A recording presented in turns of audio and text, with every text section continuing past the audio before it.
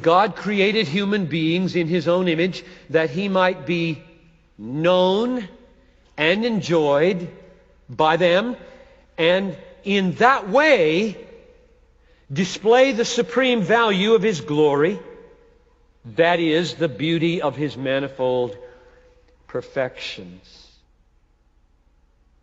Bring my sons from afar, my daughters from the ends of the earth, everyone whom I created for my glory.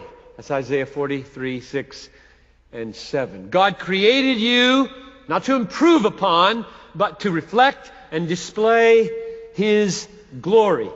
He gave you a mind and a heart, the capacity for reflection and affection, so that you would not glorify Him like mountains do and stars do. The heavens declare the glory of God, but not like you do. You have a mind with which He designed that you would grasp His glory and consciously then know it. Like no other being knows it. And then because you have seen it, you would savor it, love it, delight in it, and thus reflect its value. God did not make a mistake when He made us with minds and emotions. He knew what His main purpose was. His main purpose was, I want my glory to be reflected by being known and being enjoyed. The earth will be filled with the knowledge of the glory of the Lord as the waters cover the sea. Habakkuk 2:14. Declare His glory among the nations, His marvelous works among all the peoples. Declare it, make it known. Psalm 96:3. Ezekiel 28:22. I will manifest my glory in your midst, and they shall know that I am the Lord. Psalm 9, verse 23, Paul says the purpose of God is to make known the riches of His glory for the vessels of mercy. Colossians 1:27, God chose to make known how great among the Gentiles are the riches of His glory. Don't say all that the riches of the glory of God are outside the reach of your finite mind. Many of them are, not all of them.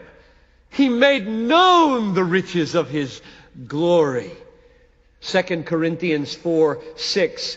God said, the God who said, let there be light, has shone in our hearts to give the light of the knowledge of the glory of God in the face of Jesus Christ. He gave you a brain for His glory to be known, and He gave you a heart that it would be enjoyed.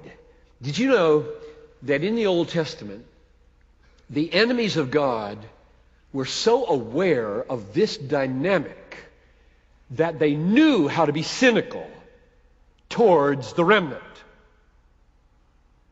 Listen to this. This is Isaiah 66:5. Your brothers who hate you and cast out my name have said, let the Lord be glorified that we may see your joy. This was so well known that joy comes from knowing the glory of God, the enemies used it for sarcasm. Is it well known in you? You get it? Your church get it?